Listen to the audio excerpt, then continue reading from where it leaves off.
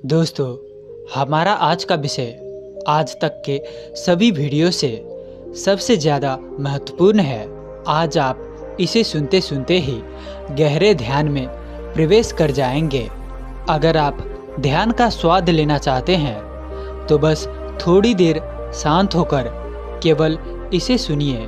निश्चित ही आज आप कहीं खो जाएंगे। आज आपके जीवन का अंधकार समाप्त होकर आपके जीवन में प्रकाश फैल सकता है। आप अपने अज्ञान से बाहर हो सकते हैं। आज का विषय है अज्ञान से ज्ञान की ओर, दुखों से मुक्ति की ओर, परम आनंद की प्राप्ति।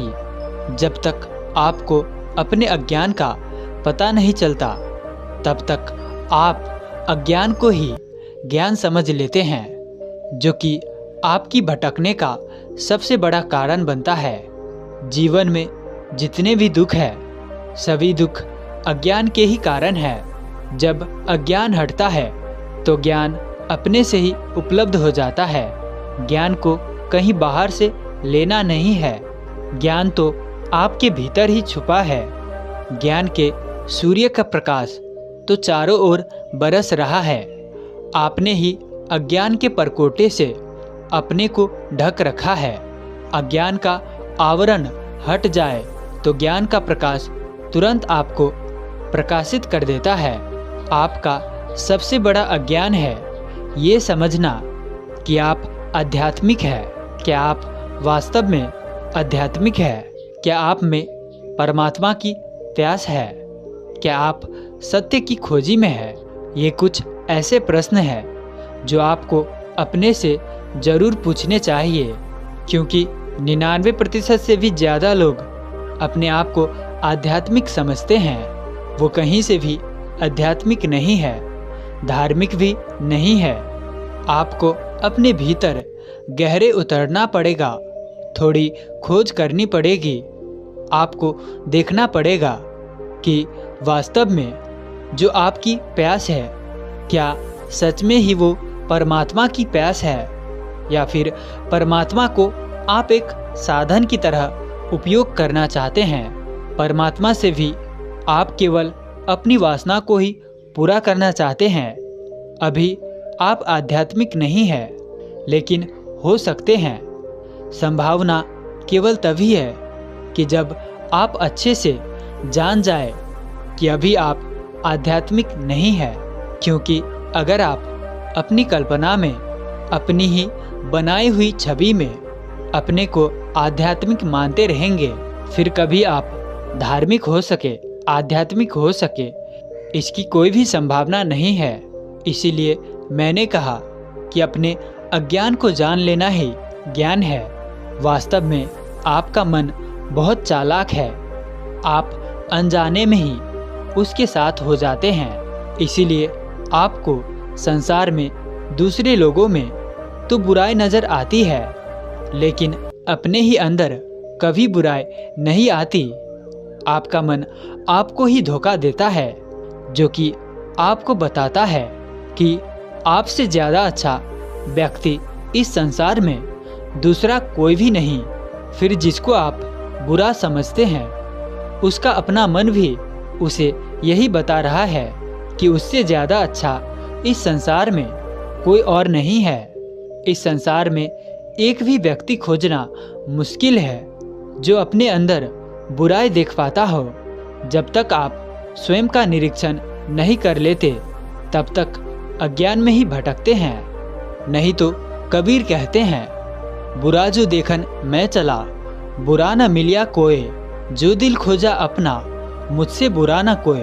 अपने ही अंदर, अपने ही भीतर की बुराई को मिटाना हो तो सबसे पहले ज़रूरी है कि आपको अपनी बुराई दिखाई दे। आप उस पर पर्दा नहीं डालें, बस दिख जाए, पता चल जाए, फिर बुराई नहीं बच सकती। वो अपने से ही चली जाएगी। उसके लिए और कुछ भी करने की ज़रूरत नहीं।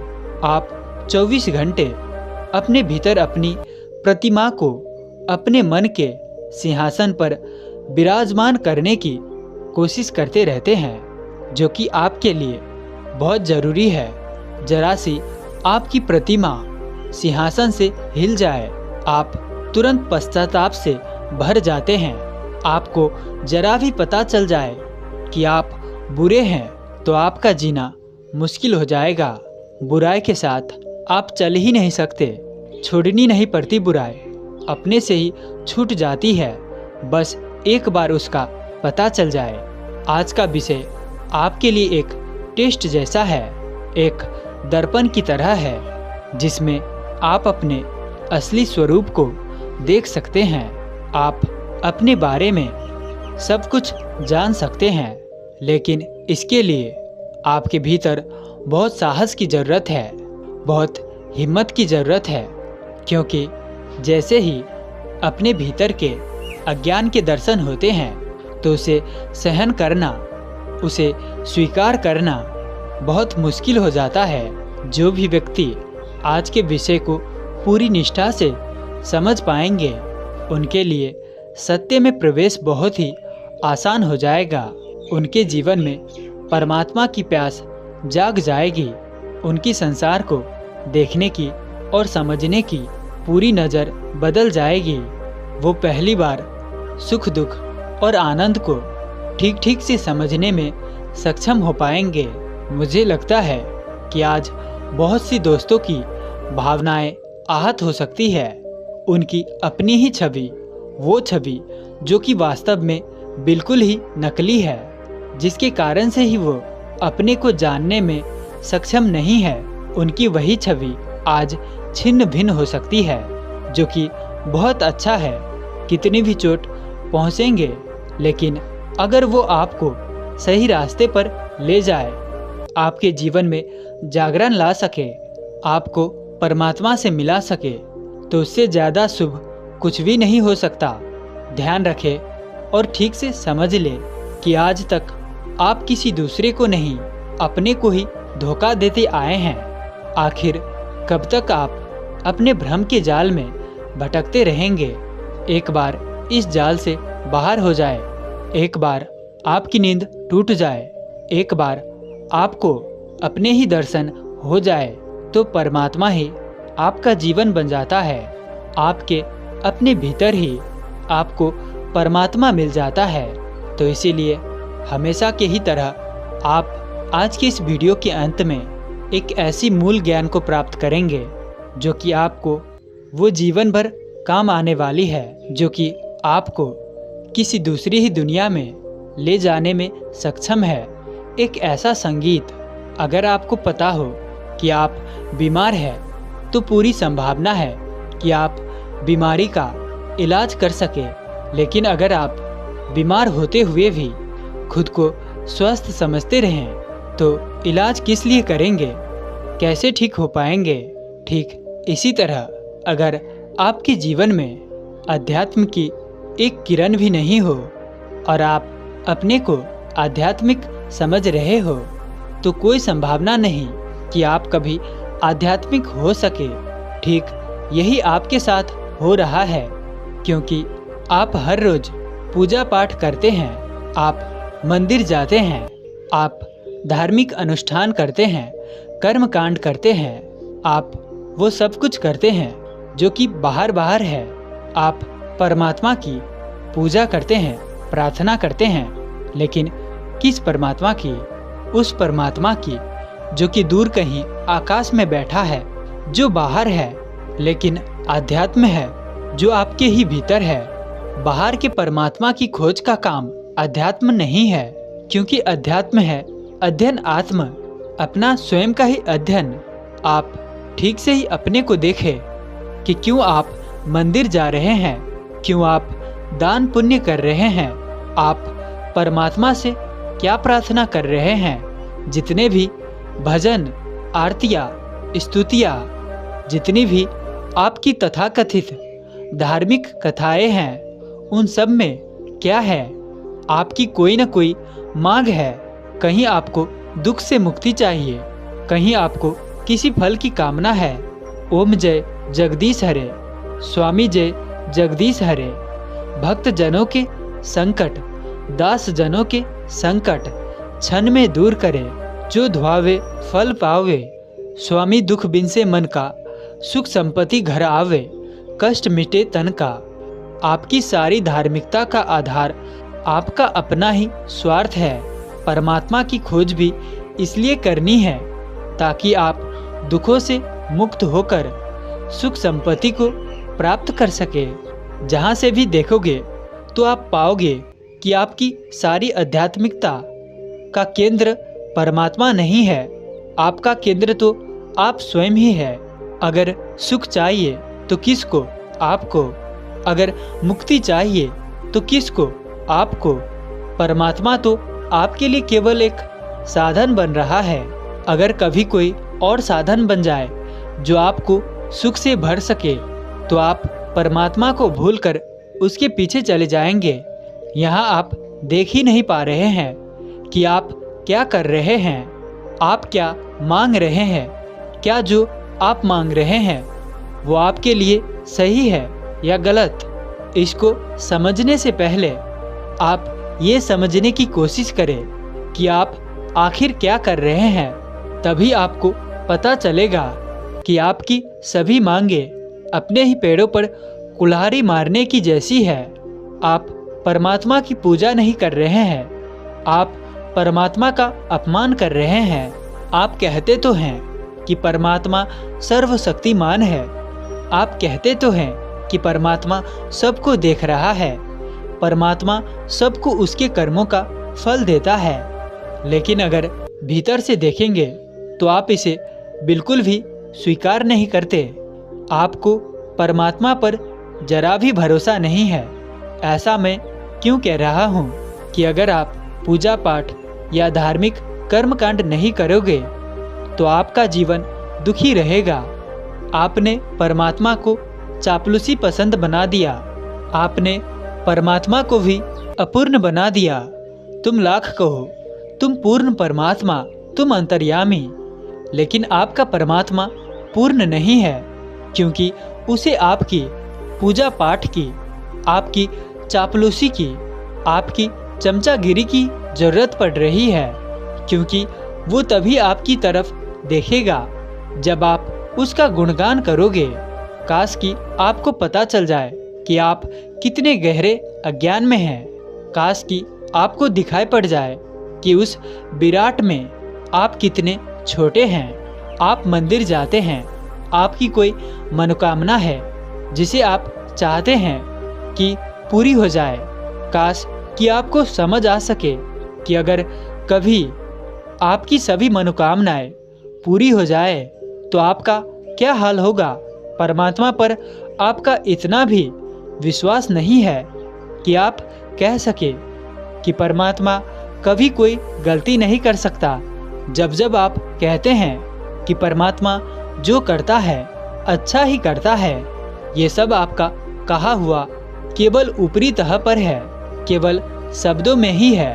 आपके अंदर ये भाव आज तक कभी उतरा ही नहीं तो फिर मनोकामना का क्या अर्थ रहेगा। जब वो पहले से ही सब सही कर रहा है तो फिर मांग का क्या अर्थ। आपकी सभी मनोकामनाएं केवल इतनी ही खबर देती है कि आपको परमात्मा पर भरोसा नहीं है। वास्तव में आप परमात्मा से ज़्यादा जानते हैं। आप ही परमात्मा को बताते हैं कि क्या करना है, आप ही परमात्मा को बताते हैं कि क्या ठीक है। तभी तो आप कहते हैं कि परमात्मा सबकी रक्षा करना, सबको खुशियाँ देना, सबको खुशी रखना। आपको लगता है कि आप बहुत धार्मिक होगे क्योंकि आपने अपने लिए नहीं समस्त संसार के लिए मांगा है। लेकिन जब आप आध्यात्मिक होते हैं तो आपकी कोई मांग ही नहीं बच सकती। अगर आपको परमात्मा पर पूर्ण विश्वास हो तो फिर कैसी मांग, न अपने लिए न ही संसार के लिए। आपके कहने या आपकी प्रार्थना से ये चांद सितारे या दूसरे ग्रह नहीं घूम रहे हैं। आपके चाहने से पृथ्वी सूर्य का चक्कर नहीं लगा रही है। ये सब अपने से ही हो रहा है। इसलिए मैं कभी कभी आपको ब्रह्मांड की विशालता और ब्रह्मांड में आपके अस्तित्व को समझने की कोशिश कराता हूँ। बार बार आपको समझाने की कोशिश करता हूँ कि जो भी इस सृष्टि में मौजूद है उस सब के जोड़ का नाम ही परमात्मा है। परमात्मा मनुष्य जैसा नहीं है। परमात्मा एक नियम जैसा है। आप प्रार्थना करें तो कोई फर्क नहीं पड़ता, आप गाली दे तो भी कोई फर्क नहीं पड़ता। ना कोई आपकी प्रार्थना को सुनता है, ना ही आपकी गालियों को सुनता है। आप आस्तिक हो तो भी उसे कोई फर्क नहीं पड़ता, आप नास्तिक हो तो भी उसे कोई फर्क नहीं पड़ता। वो तो जो है सो है। आप सुख की कामना करते हैं, काश कि आप ठीक से देख पाएं कि आपका सुख, जिसे आप सुख समझते हैं, वो सुख क्या है। आपकी मनोकामना हो सकती है कि आपके पास एक बड़ा बंगला हो, एक महल जैसा बंगला हो, आपके पास एक बड़ा गाड़ी हो जिसमें सुख सुविधा के सारे साधन हो। लेकिन ये सुख केवल तभी तक है जब तक आपके आसपास छोटे मकान हो या सभी के पास साइकिल हो। अगर आपसे भी बड़े बंगले आपके आसपास निर्मित हो जाए तो फिर देखें कि आपका सुख कहाँ खो जाएगा। वास्तव में आपकी सभी मनोकामनाओं में आपका ही अहंकार छिपा है, जिसे आप देख नहीं पाते हैं, जिसे आप समझ नहीं पाते। कैसे आप दूसरों से बड़े दिखाई पड़े। बहुत से लोग मुझसे पूछते हैं कि दिव्य शक्तियों को कैसे प्राप्त किया जा सकता है। उन्हें स्वयं भी पता नहीं कि वो क्या पूछ रहे हैं। दिव्य शक्तियों को प्राप्त करने की जरूरत ही नहीं, वो तो हमेशा से आपके पास है। आपका संसार में होना ही अपने आप में दिव्य है। आप अपनी आँखों से संसार की सुंदरता को देख रहे हैं। आप महकती हुई हवाओं के स्पर्श को अनुभव कर पाते हैं। आप भोजन का स्वाद ले पाते हैं। आप सूर्य के प्रकाश का आनंद ले रहे हैं। ऐसा क्या है जो दिव्य नहीं है। यहाँ जो भी है सब दिव्य है, लेकिन वो आपको दिखाई नहीं पड़ेगा। क्यों? क्योंकि वो तो सबके पास है। आपके दिव्य के अर्थ उससे है जो किसी के भी पास नहीं है, जो केवल आपके पास है। केवल आपके पास ही कुछ हो, दूसरे गरीब हो, आप अमीर हो, दूसरे दुखी हो, केवल आप ही सुखी हो, बाकी रो रहे हो और आप हंसते हो। आप ही केवल शक्तिशाली हो। यही आपके भीतर आपकी वास्तविक मनोकामना है। अगर ये अहंकार नहीं है तो फिर आप और क्या है। आप जरा ठीक से देख ले कि आप कितने आध्यात्मिक हैं। आप गीता का पाठ करते हैं जिसमें कहा गया है कि जो हुआ अच्छा हुआ, जो हो रहा है वो भी अच्छा हो रहा है, जो होगा वो भी अच्छा ही होगा। लेकिन आप देखें, जरा गौर से देखें कि कितना कुछ इस संसार में ऐसा है जो सच में ही आपको अच्छा दिखाई पड़ता है। क्या है? वही हमेशा का आलम है। क्या किया जाए? जहाँ से देखिए कुछ कम है। क्या किया जाए? भटक रहा हूँ लिए तसनगी समंदर की, मगर नसीब में शबनम है। क्या किया जाए? यही तो आपकी हालत है। आधा गिलास पानी ही आपको दिखाई देता है। आपने कभी नहीं जाना कि आधा गिलास भरा है। आपकी नज़र केवल वहाँ है जहाँ कमी है। जो आपको मिल जाता है उसकी कीमत समाप्त, जो नहीं मिला उसी पर नज़र। आज एक विचार करें, पूरी गहराई में उतरकर विचार करें कि फिर क्या हो अगर आपको वो सब कुछ मिल जाए जो भी आप चाहते हैं। मुझे नहीं लगता कि वो समय दूर है जब आपकी हर इच्छा पूरी हो जाएगी। अब शायद ये संसार इस कगार पर आता जा रहा है जहाँ किसी के पास किसी भी चीज़ की कमी नहीं होगी।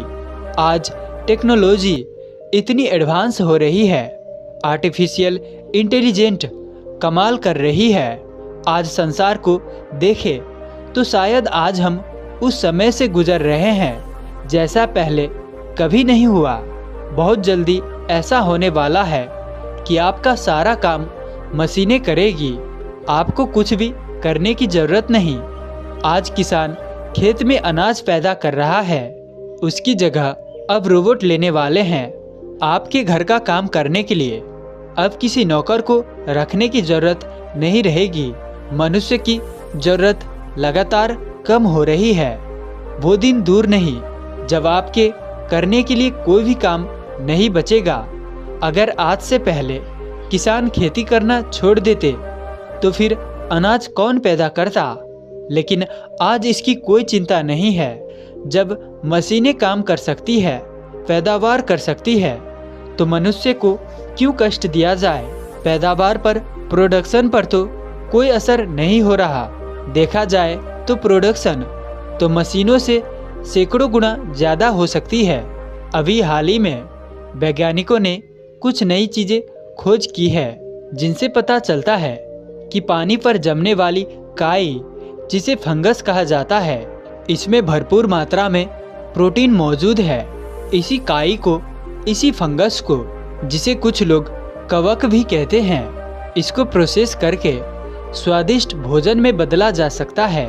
हमारी पृथ्वी पर ऐसी फंगस इतनी मात्रा में मौजूद है कि जिससे हमारे जैसे 100 से भी ज़्यादा पृथ्वियों को भोजन उपलब्ध करवाया जा सकता है। दूसरी तरफ आप देखें कि जितनी भी इंडस्ट्री है जिसमें आज हजारों मजदूर काम कर रहे हैं, अगर उन इंडस्ट्री में मजदूरों की जगह रोबोट आ जाए तो मजदूर से काम करवाना कौन पसंद करेगा? मनुष्य पर भरोसा ही नहीं किया जा सकता। कोई चोरी कर ले, कोई उपद्रव करे, ना जाने कब कौन हड़ताल कर दे, कौन इनकलाब जिंदाबाद करने लग जाए तो कौन पचड़े में पड़े। जिस भी क्षेत्र में देखे वही आर्टिफिशियल इंटेलिजेंट काम कर रही है। अभी चैट जीपीटी के नाम से एक वेबसाइट इतनी पॉपुलर हो रही है, आप चाहे उससे कोई भी कविता लिखवा सकते हैं, कोई भी गाना लिखवा सकते हैं, आप चाहे उससे कोई भी तस्वीर बनवा सकते हैं, किसी भी कहानी को लिखवा सकते हैं और वो एकदम अलग होगा। बस आपको केवल इतना ही बताना है कि आप कैसी कहानी चाहते हैं, उसमें कितने पात्र होने चाहिए। वो कहानी कोई लव स्टोरी हो या थ्रिलर, चैट जीपीटी आपके लिए जैसी आप चाहते हैं ठीक वैसे ही कहानी या कविता, फिर कोई लेख, और वो भी बिल्कुल नया, ठीक वैसे ही आपके लिए लिख देता है जैसे कि आप किसी लेखक से लिखवाए या चित्रकार से एक तस्वीर बनवाए, वो भी चुटकियों में। यहाँ तक कि अगर आप उससे किसी कंप्यूटर प्रोग्राम की कोडिंग करवाना चाहे तो उसे भी कुछ ही मिनटों में करने में सक्षम है। कहने का अर्थ ये है कि अब वो समय आ रहा है जहाँ मनुष्य के लिए कोई भी काम नहीं बचेगा। मनुष्य बिल्कुल खाली हो जाएगा। आपके पास सभी सुख सुविधाएं होंगी, जो भी आपको चाहिए आपको घर बैठे ही मिल जाएगा। आपकी अपनी ज़रूरतों के लिए कोई पैसा कमाने की ज़रूरत नहीं। आपको कोई भी सामान खरीद करने के लिए बाजार जाने की कोई ज़रूरत नहीं। घर बैठे बैठे आप सभी ऑर्डर कर सकते हैं और मंगवा सकते हैं। घर बैठे बैठे आपको सभी प्राप्त हो जाएंगे। फिर सुख भी होगा, संपत्ति भी होगी। लेकिन कभी आपने सोचा है कि अगर ऐसा हो जाए तो फिर आपका क्या होगा? आपके खाली दिमाग का क्या होगा, जिसके बारे में कहा जाता है कि खाली दिमाग शैतान का घर है। एक लड़का जंगल में एक फकीर के पास जाता था।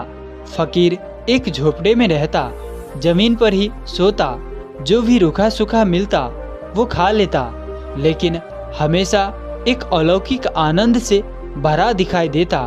फकीर उससे ऐसी बातें करता जो किसी दूसरे ही लोक की खबर देती। फकीर ने कहा, ये सारी मस्ती इसीलिए है क्योंकि मैं तुम्हारे समाज का हिस्सा नहीं हूँ। मेरे कोई नियम नहीं है। मैंने खुद को प्रकृति को ही समर्पित किया है, परमात्मा को पूर्ण समर्पण किया है। अब तो जो भी हो रहा है बस हो रहा है, उसमें मेरी कोई मर्जी नहीं है। अब तो वही चलाए, वो जिंदा रखे या मार दे, मुझे इससे क्या। ना मेरी कोई चाह है, ना मेरी कोई वासना है, ना मेरी कोई मर्जी है। और जब से मेरी मर्जी छूटी है तब से एक ऐसे आनंद को जाना जिसे नियमों में रहकर कभी नहीं जाना जा सकता। अब मैं वही हूँ जैसा प्रकृति ने मुझे बनाया, ना अच्छा न बुरा, न ठीक न गलत, ना कोई पुण्य ना कोई पाप। अब तो वो जो करे सो करे, मुझे कुछ भी नहीं करना। जो उसे मुझसे करवाना हो वो करवा ले। लड़का फकीर से इतना प्रभावित था कि उसने पूछा, क्या ये सब मेरे जीवन में भी घट सकता है? फकीर ने कहा, जब मर्जी हो आ जा मेरे पास। जो परमात्मा की शराब को मैं रोज पीता हूँ, तू भी आजा पी मेरे साथ। झूम इस परमात्मा की मस्ती में। एक दिन उस लड़के ने अपनी माँ से कहा कि वो संन्यास लेना चाहता है, उसी फकीर के साथ रहना चाहता है, फकीर को अपना गुरु बनाना चाहता है। उसकी माँ ने कहा कि मैं तुझे तभी इसकी अनुमति दे सकती हूँ अगर तू 56 भोग का भोजन करे, अगर तू मखमली बिस्तर पर सोए। अगर ये 2 शर्त तू पूरी करेगा, केवल तभी गुरु के पास जा सकता है। लड़का तो चकित रह गया। जंगल का जीवन, भूमि पर सोना, क्या खाने को मिलेगा? फकीर तो स्वयं कुछ भी रूखा सूखा खाता है, तो ये 56 भोग मेरे लिए कहाँ से आएंगे? वो वापिस जंगल में फकीर के पास गया। फकीर को बताया कि उसकी माँ ने ये 2 शर्त रखी है, अब क्या करूँ? फकीर तो उसकी बात सुनकर बहुत हंसा। फकीर ने कहा कि तेरी माँ ने कुछ भी गलत नहीं कहा। जब तुझे सारा दिन जंगल में काम करके तेज भूख लगेगी, तो सूखी रोटी भी तुझे 56 भोग का आनंद देगी। सारा दिन मेहनत करने के बाद जब थक जाएगा, तो जमीन पर भी सोएगा, तो मखमली बिस्तर का आनंद मिलेगा। तू क्या सोचता है? जिनके पास मखमली बिस्तर है, क्या वो सच में मखमली बिस्तर पर सो रहे हैं? जाकर देख लेना, मखमली बिस्तर भी कांटों की सैया बन जाते हैं, क्योंकि उनके पास बिस्तर तो है लेकिन नींद नहीं है। आरामदायक आवाज़ तो है लेकिन एक पल को भी शांति नहीं है। 56 व्यंजन तो है लेकिन भूख नहीं है। नींद का आनंद लेना है तो श्रम अनिवार्य है। भोजन का आनंद लेना है तो भूख आवश्यक है। और आपकी मनोकामनाएं क्या है, जरा ध्यान से देख लेना। आप चाहते हैं कि आनंद तो हो लेकिन श्रम ना हो। आप चाहते हैं कि बिना कुछ किए बैठे बिठाए सारी सुविधाएं मिल जाए। अब संसार की पूरी संभावनाएं हैं कि आने वाले समय में ये सब संभव हो सकता है। लेकिन क्या आप जानते हैं कि अगर ये सब हो जाए तो 10-15 दिन भी असहनीय हो जाएंगे। आप करेंगे क्या? क्योंकि जीवन में कोई संघर्ष नहीं बचा, जीवन में कोई चुनौती नहीं बची। जीवन बोझन से भर जाएगा, जीवन बोझ लगने लगेगा। पूरी संभावनाएं हैं कि आप विक्षिप्त हो जाएंगे। तब शायद पहली बार हम ऐसा समय देखेंगे जहां हर किसी को ध्यान की आवश्यकता होगी। पहली बार आपको पता चलेगा कि अपने ही केंद्र की खोज कितनी जरूरी है। मानव के जीवन का सबसे बड़ा लक्ष्य है स्वयं की खोज। जब तक आप अपने केंद्र को प्राप्त नहीं करते, तब तक केवल भटकना ही भटकना है। जब तक ध्यान को उपलब्ध नहीं होती, तब तक सभी तरह के उपद्रव जीवन में चलेंगे। जैसे ही आपका ध्यान सफल होने लगता है, आप शांति को उपलब्ध होने लगते हैं। जितनी गहरी शांति आपके भीतर उतरती है, जीवन के सभी उपद्रव समाप्त हो जाते हैं। फिर कोई भाग दौड़ नहीं, फिर कोई लक्ष्य नहीं, फिर कुछ और पाना नहीं। सब पा लिया, सब मिल गया। इसी का अर्थ है परमात्मा को उपलब्ध हो जाना।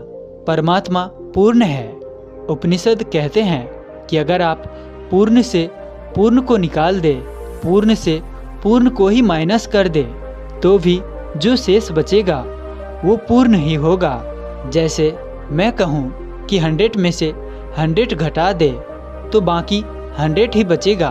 पूर्ण के अर्थ है ज्ञान, पूर्ण के अर्थ है प्रकाश। जैसे एक जला हुआ दिया किसी बुझे हुए दिए को ठीक अपने ही जितनी रोशनी दे सकता है, फिर भी उसकी रोशनी में कोई फर्क नहीं पड़ता। जैसे कि कोई अपने सारे ज्ञान को किसी दूसरे को देता है तो भी उसके ज्ञान में रत्ती भर भी फर्क नहीं पड़ता।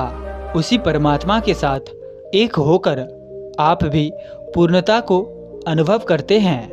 केवल तब तक इच्छाएं हैं, केवल तभी तक वासनाएं हैं जब तक आप अपूर्ण हैं। पूर्ण हुए तो फिर कोई वासना शेष नहीं, न धन की, न पद की, न बंगलों की, न गाड़ियों की। फिर तो जीवन में परम संतुष्टि है।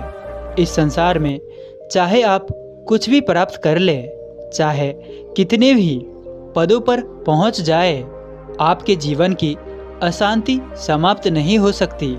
मात्र एक ही मार्ग है, ध्यान। अभी कुछ लोग पूछते हैं कि क्या ध्यान करने से धन की प्राप्ति हो सकती है? जो धन की आकांक्षा से या फिर किसी और आकांक्षा से ध्यान में जाने की कोशिश करेगा, उसके सभी प्रयास विफल होंगे। वो कभी सफल हो ही नहीं सकता, क्योंकि ध्यान का अर्थ है शून्य में प्रवेश। ध्यान के अर्थ है सभी विचारों का रुक जाना। ध्यान का अर्थ है मन के सागर का शांत हो जाना। ध्यान की प्राप्ति एक विचार है। जब तक विचार है तब तक ध्यान नहीं। जब तक शून्य के अतिरिक्त कोई भी लक्ष्य है तब तक ध्यान असंभव है। लेकिन ध्यान घट जाए तो आपके जीवन में असीम संभावनाएं पैदा हो जाती है। जिन दिव्य शक्तियों के बारे में आप पूछते हैं, जिनके बारे में मैंने कहा, वो पहले से ही आपके पास है, लेकिन आपको उनका कुछ पता नहीं है। ऐसा नहीं है कि ऐसी कोई शक्तियाँ आपको मिल जाएंगी, वो तो आपके पास ही है, सदा आपसे ही है, सदा से ही है। लेकिन जब तक आप उनको जानते नहीं तो कैसे उपयोग कर पाएंगे? किसी भी आयाम में सफल होने के लिए आपको क्या चाहिए? आपकी असफलता के कारण क्या है?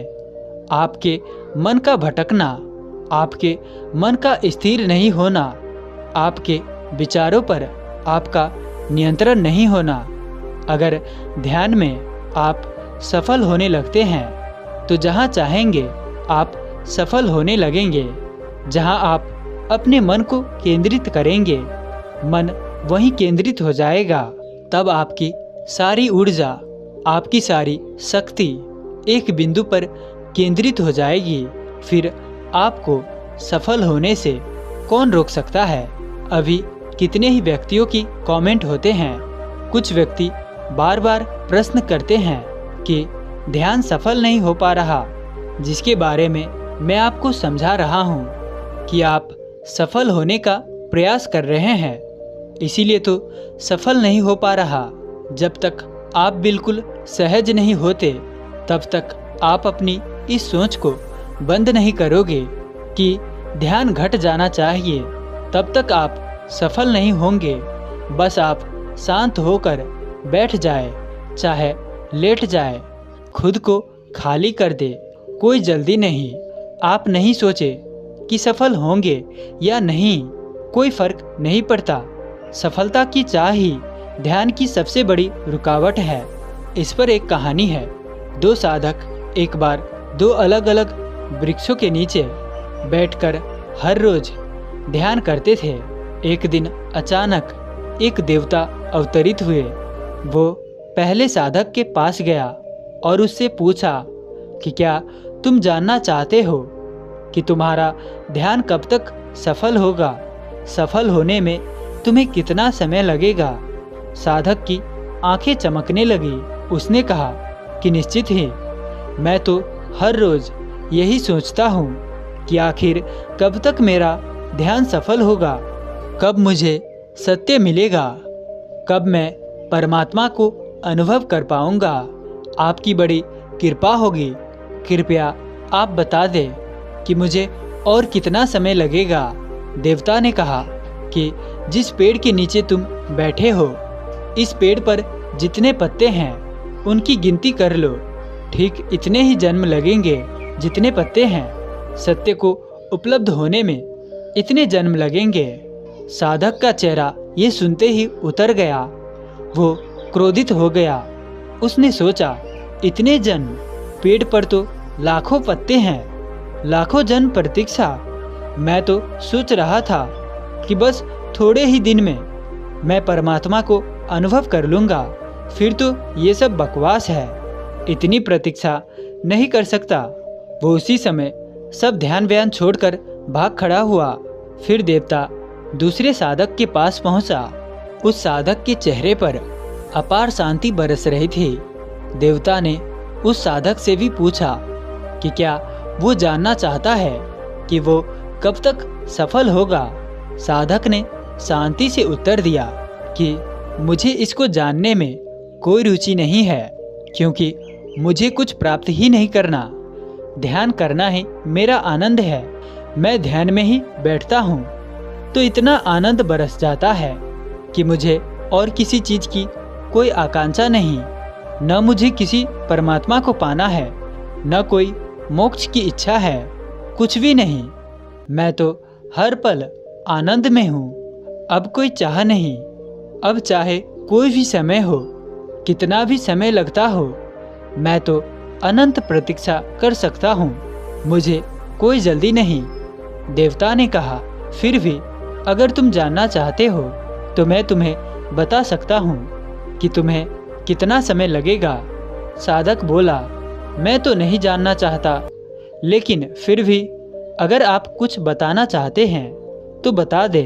देवता ने कहा कि इस वृक्ष पर जितने पत्ते हैं इतने ही जन्म लगेंगे तुम्हें परमात्मा को उपलब्ध होने में। साधक ने सिर उठाकर पेड़ के पत्तों को देखा, फिर बहुत खुश होकर बोला, अरे बस इतने ही जन्म, फिर तो कोई बात ही नहीं, फिर तो मंजिल निकट है। मेरी तो अनंत समय की तैयारी थी। ये पत्ते तो कुछ भी नहीं। इतना धैर्य चाहिए, इतना समय चाहिए। कहते हैं कि वो साधक तुरंत उसी पल में परमात्मा को उपलब्ध हो गया। एक क्षण की भी देर नहीं लगी। जो प्रतीक्षा कर सकता है, जिसे कोई जल्दी नहीं, जिसके ध्यान का आनंद ही पर्याप्त है, वो ध्यान को उपलब्ध हो जाता है। जिसे कोई आकांक्षा नहीं, जिसके ध्यान का आनंद ही पर्याप्त है, वो ध्यान को उपलब्ध हो जाता है। ध्यान नींद जैसा है। अगर कभी आपको नींद नहीं आ रही और आपने सोचने लगे कि नींद क्यों नहीं आ रही, नींद आ जानी चाहिए, तो जितना ज़्यादा आप नींद के बारे में सोचेंगे, जितना ज़्यादा आप नींद के लिए प्रयास करेंगे, नींद उतना ही आपसे दूर हो जाएगी।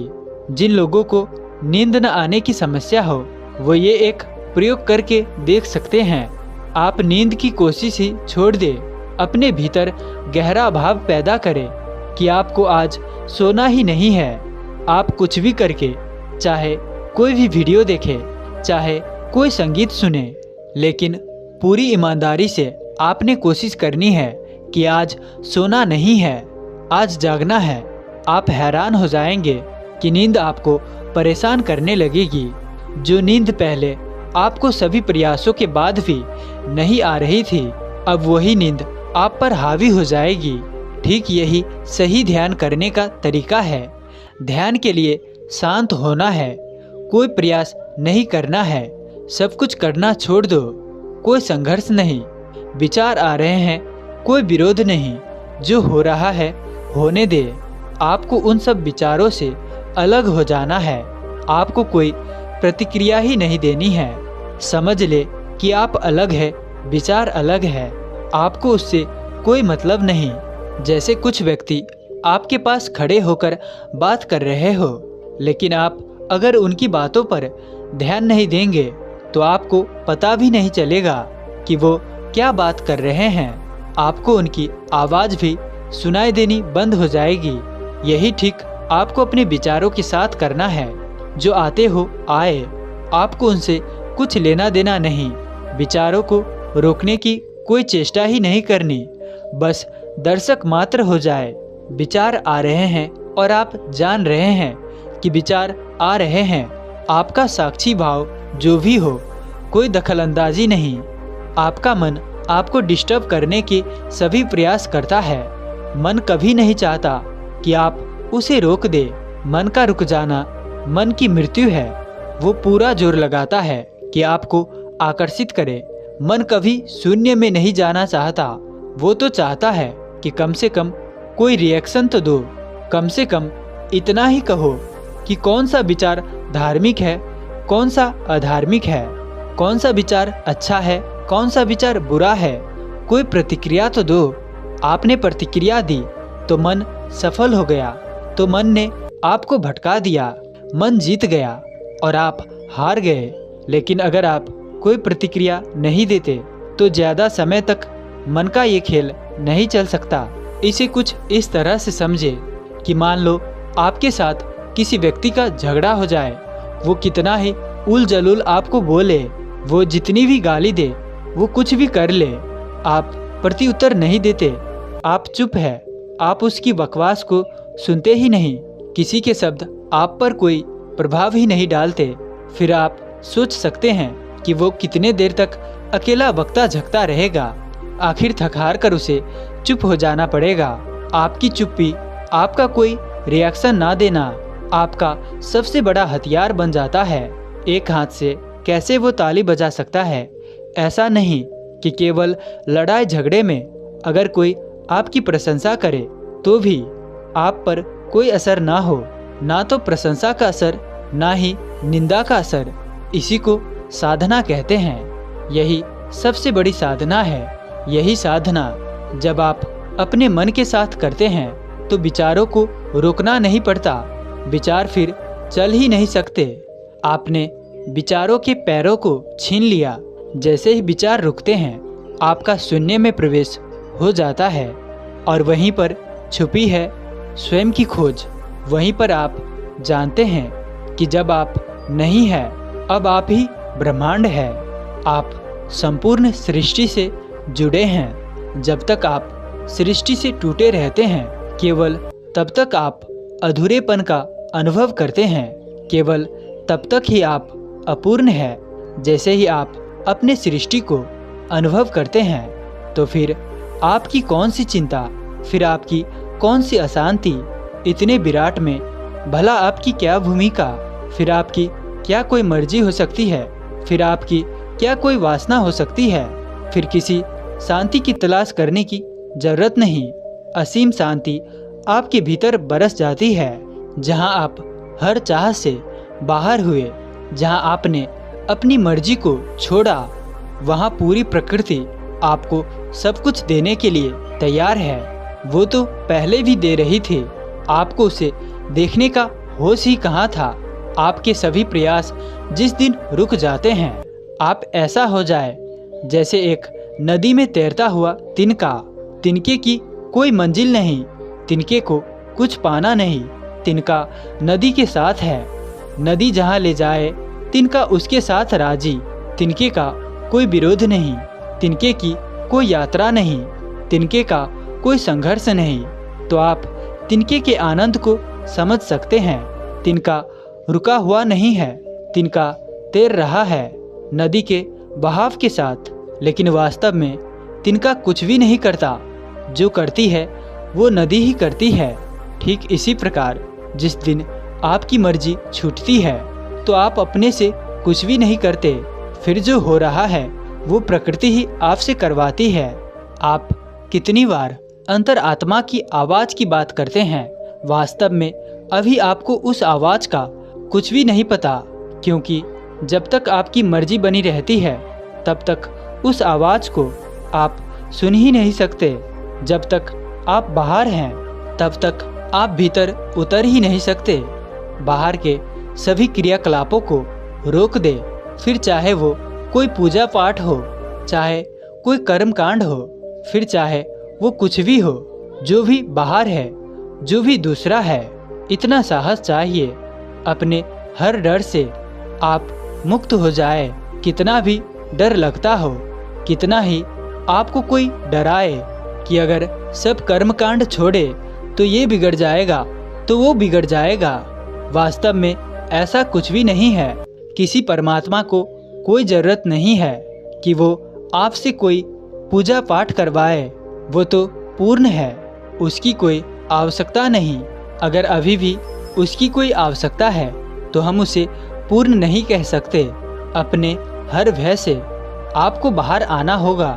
इतना साहस चाहिए, इतना साहस चाहिए कि अब चाहे कुछ भी बिगड़ जाए, अब चाहे जो भी हो जाए, स्वयं के भीतर ही प्रवेश करना है, स्वयं को ही जानना है, प्रकृति के साथ एक होने का अनुभव लेना है। जिस दिन बाहर से सृष्टि समाप्त होती है उसी दिन आपको मार्ग मिल जाता है, और जैसे जैसे आपको अंतर इंद्रिया अनुभव होने लगते हैं फिर आप कभी पलटकर नहीं देखते। अब आपकी मंजिल दूर नहीं, अब कोई भय नहीं। अब पहली बार आपके ही भीतर परमात्मा की खोज शुरू होती है। बाहर के सभी परमात्मा नकली है, असली वही है जो आपके ही भीतर है। असली है आपकी चेतना, असली है वो जो आपके ही मुख से बोलता है, जो आपके ही पैरों से चलता है, जो आपकी ही समझ से समझता है, जो आपकी ही सांसों से सांस लेता है, जो आपके ही हृदय में धड़कता है, जो आपका ही जीवन है। आपके जीवन से बाहर और कुछ भी नहीं। जब आपका मंदिर बाहर नहीं, आपके ही भीतर निर्मित होता है, जो कि इतना पवित्र है कि बाहर के सभी मंदिर फीके हो जाते हैं। जो 24 घंटे आपको ऊर्जा से भरा रखता है वही आपके जीवन का जागरण है। इसीलिए महात्मा बुद्ध कहे कि कोई परमात्मा नहीं। वास्तव में उन्होंने कहा है कि बाहर कोई परमात्मा नहीं, जो भी है सब आपके ही भीतर है। आपका होश ही सब कुछ है, आपका जागरण ही पर्याप्त है। इसी का नाम असली अध्यात्म है। अध्यात्म बाहर की यात्रा नहीं है, आपके ही भीतर की यात्रा है। इसीलिए बुद्ध को कुछ और कहने की जरूरत नहीं पड़ी, क्योंकि बुद्ध जानते हैं कि जब भी आप स्वयं को जान लेते हैं तो उसी के साथ वास्तविक परमात्मा को भी जान लेते हैं। आपका काल्पनिक परमात्मा केवल एक झूठ है, जिसके कारण आप कभी असली को खोज ही नहीं पाते। पहले नकली छूट जाए, असली तो अपने से ही मिल जाएगा। वो तो सदा से ही तुम्हारे साथ है, वो तो कभी तुमसे अलग हुआ ही नहीं। बस तुम उसे बाहर तलाश करने के कारण ही उसे देख नहीं पाए। बाहर का छूटा तो ही भीतर का मिला। जो लोग ध्यान कर रहे हैं, जिनको भी लगता है कि ध्यान में सफल नहीं हो पा रहे हैं, जिनको ध्यान करने के लिए थोड़े निर्देशों की आवश्यकता है, इसके लिए आपकी सांसें एक वाहन की तरह प्रयोग होती है। आपकी सांस आपके विचारों से प्रभावित होती है, आपकी पूर्व धारणाओं से प्रभावित होती है। जब तक आपकी सांस संतुलित नहीं होती तब तक आप शांत नहीं हो सकते, और जब तक आप शांत नहीं हो सकते आप ध्यान नहीं कर सकते। धन्यवाद।